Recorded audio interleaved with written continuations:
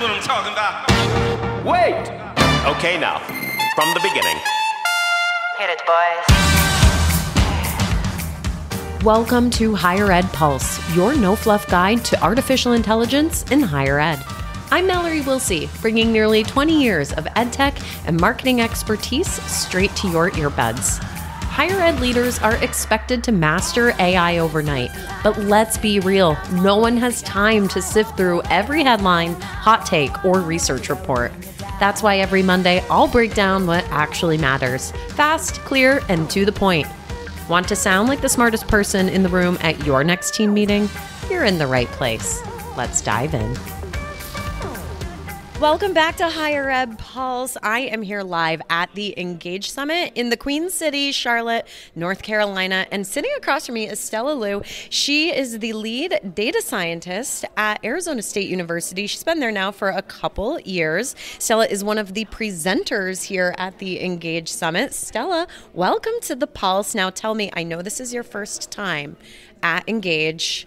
What's been one of your favorite presentations, or maybe something you've learned from one of those amazing keynotes we heard over these last couple days? Yeah, this is indeed my first time at Engage. I am very impressed. I really liked the keynote speak from Cosmos yesterday. I actually knew Cosmos from my earlier career. Yeah, it was a great presentation. And, you know, as someone who has been working in tech deep down, I rarely spent time looking back and thinking about history of the development of AI. So I really liked that part of the presentation from Cosmos. Cool. I honestly only caught the tail end of his session, but those handful of slides I saw, I was like snapping photos. Honestly, I was like, I know I'm going to get access to this, but I want it now. And I just started taking all these photos. He had such great data to kind of back up why it is so important higher ed kind of catches up to this AI revolution. So, Stella, before we hit record, you told me that you used to work at Carvana and Shopify, which I think is so cool because I'm customers of both. Facts. So tell me about a cool project or something. I just love when I can talk to folks who've been outside of the industry, and those are really great companies. So what is something awesome that you worked on in your previous life? Yeah, I think everyone has a different definition of a cool project. That is fair. I'll talk about a project that I was very excited. I am still very excited about, and also a project that I am very proud about. So you said you were a customer of Carvana. Mm-hmm. A new customer, indeed. Customer. 2 weeks ago. 2 weeks ago. Wow. Did you have the car delivered to you, or did you pick it up at a vending machine? I picked it up. Oh, yes. Nice.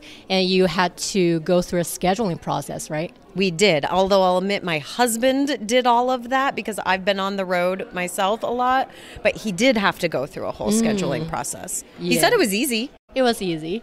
And also, I think part of the reason why, Carvana has a lot of amazing things, but I think one of the reasons why customers really like Carvana was because you can get an estimated delivery time window before you place an order. And that was one project I worked on. Oh my gosh, you're like, and that was me. A little hair toss just happened, y'all. That's too cool. Wait, so keep talking. Yeah. How'd you come up with the idea? Well, I think it is a known fact in e-commerce. I would say in commerce, especially in e-commerce, that if the lead time, meaning the time between placing an order and the time of receiving the order is short, then it significantly increases the conversion rate. And we knew it, and we wanted to build that at Carvana back then. So we were thinking, okay, so how do we shorten the delivery time, and also how do we let the customers know that they can expect in a car, whether it's picked up or delivered to them in a short period of time. So we designed the algorithm, we implemented, we deployed, and that is what Carvana customers see on the website. Oh my gosh, that is incredible. I cannot wait to go back and tell my husband all of this. That's really neat. And What I love about that is you started with this insight, this challenge, this problem, and then you found the way that technology can help as part of the solution and help to innovate that. And in fact, your colleague at ASU, Amanda, who gave the keynote this morning, was making some very similar points around how at ASU there were certain pain points or problems that students were having in their college search process, in their decision process to go to Arizona State. And Amanda said, we didn't go into this problem-solving exercise assuming AI was the solution. I'm not here to tell you AI was the solution, but I am here to tell you that we found a solution and it happened to be AI. And I was so taken by her juxtaposition of these were the things students used to say about this, and it was all negative comments and a very high percentage. And then after the implementation of that app, all of a sudden 90% positive ratings, positive comments, and even one of those quotes was like, I could do this while I watched my Bluey episode. I was like, that is incredible. So I'm going to use this opportunity to transition us because while I could sit here and talk to you about Carvana all day, I know you did a session earlier at the Engage Summit around ethical AI. And when I was helping to plan the programming for this event last year, it was really important to me that there was someone at the event talking about AI and ethics. And so I am so glad that that continued to be on this program because I don't think it gets brought up nearly enough. So for all of our listeners who were not, unfortunately able to join us here in Charlotte, can you give them a sneak peek into what your session was all about? Yeah, sure. I think we are already past the hyper fear phase of AI, and now we're all in a phase of building AI. And when we are building AI, we often ask ourselves an important question, just as what you described. Is AI the right solution, or is this specific AI product the right solution to my problem? And we need a way to evaluate that. So when we talk about AI product evaluation, the first thing that comes to mind to many people is accuracy.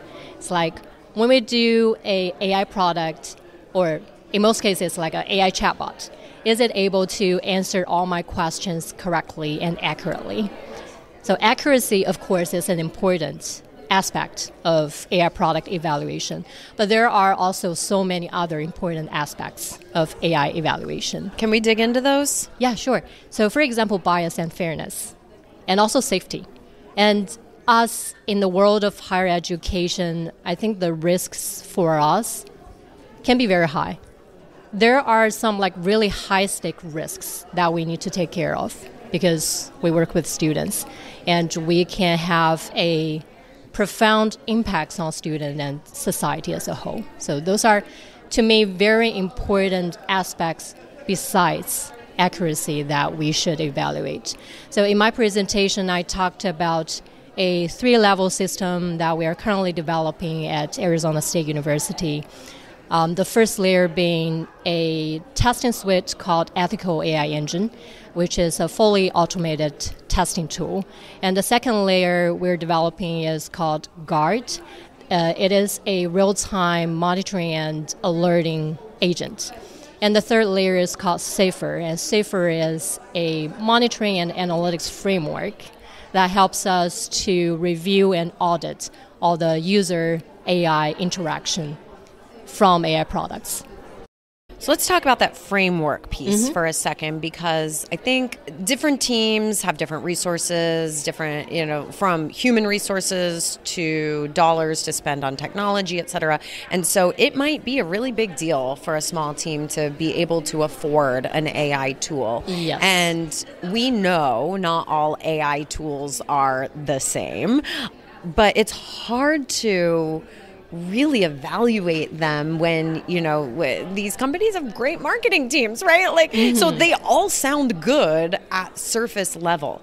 So if I'm listening to this podcast right now and I'm in the process of evaluating myriad of AI tools, is there a framework that I can use so that I feel good about my decision on the ethics side of things. Mm-hmm. Yeah.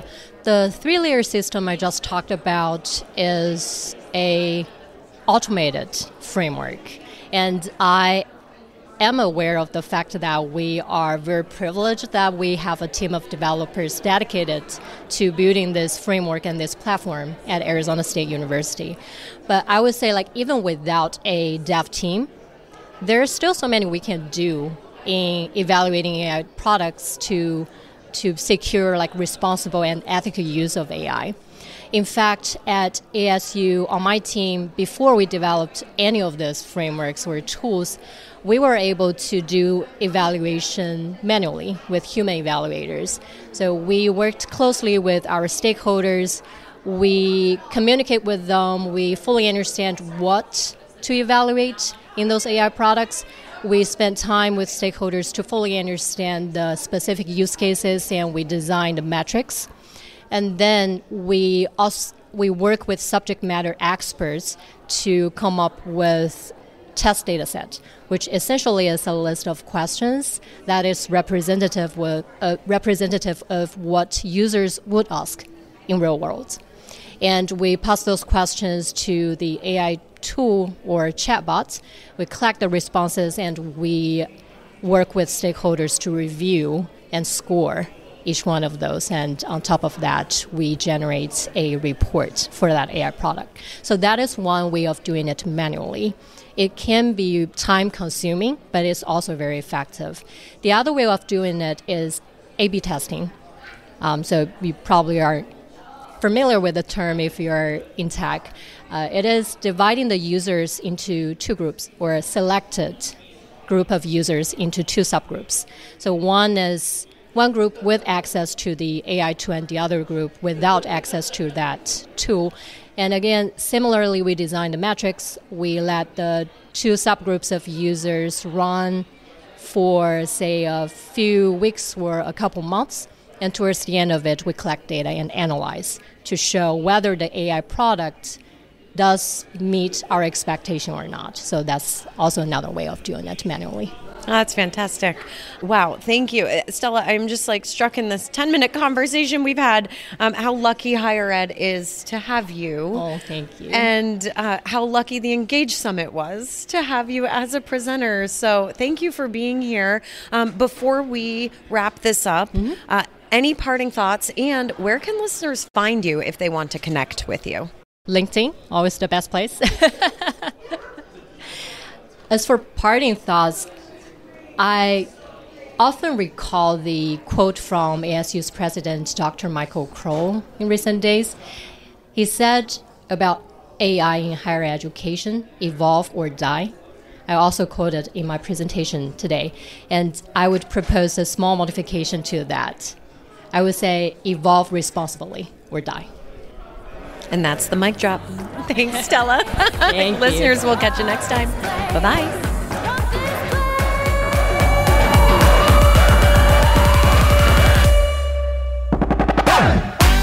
Thanks for listening to the Higher Ed Pulse. The show is a proud member of the Enrollify Network, home to Higher Ed's largest collection of podcasts. Enrollify is where higher ed goes to grow. So be sure to check out our other podcasts, webinars, video clips, blogs, and more. Visit Enrollify.org and subscribe for all the latest details and content drops directly to your inbox. Enrollify is brought to you by Element 451, the digital workforce platform for higher ed. Learn more at element451.com.